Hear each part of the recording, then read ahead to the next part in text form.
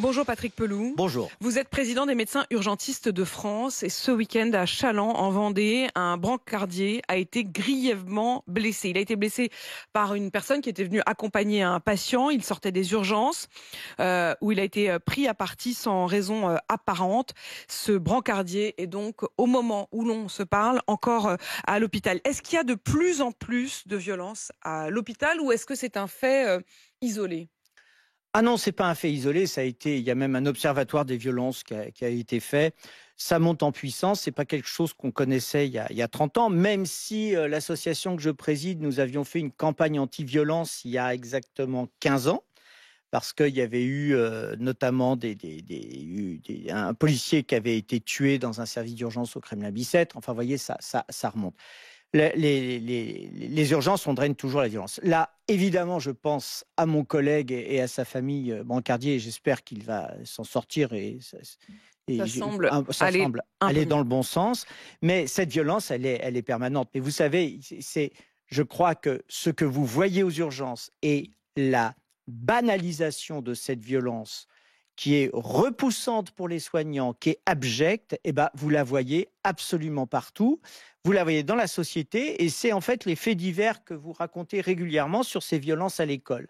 Il y a vraiment une question à se poser sur la place de la violence. Une violence débridée. Débridée sur tous les critères de la société. Vous le voyez vous-même quand vous prenez le transport en commun, on vous insulte, on a l'impression que la politesse maintenant c'est complètement désuet.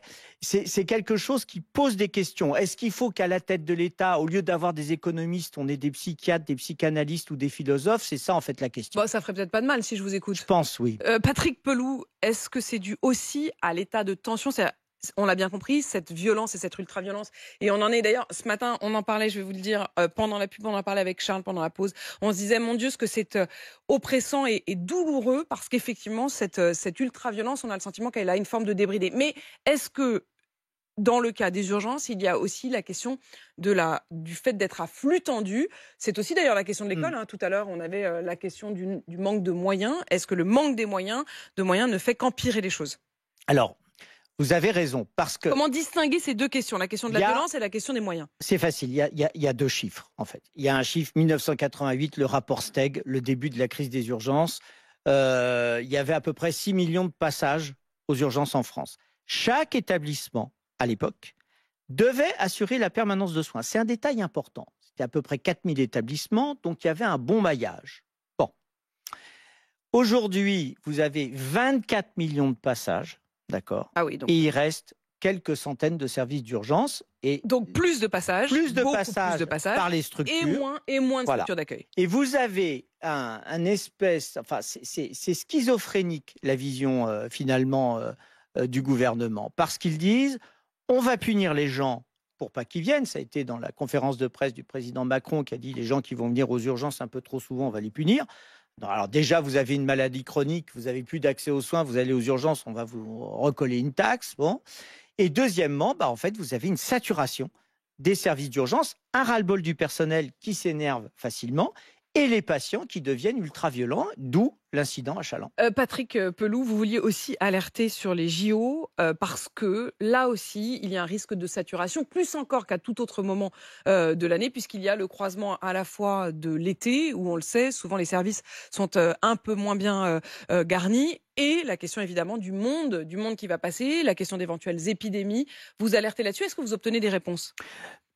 Sincèrement, non. Alors, mais c'est pas grave parce que si vous voulez, en fait, faut pas se focaliser et la vie va pas s'arrêter après les JO. Bon, je pense qu'il faut maintenant, voilà, c'est dans 11 semaines à peu près. Là, hier, vous avez eu le marathon de Paris, ça s'est remarquablement passé. Les effectifs, tout le monde est en place et tout. Bon, et puis les touristes qui vont venir sont généralement plutôt jeunes.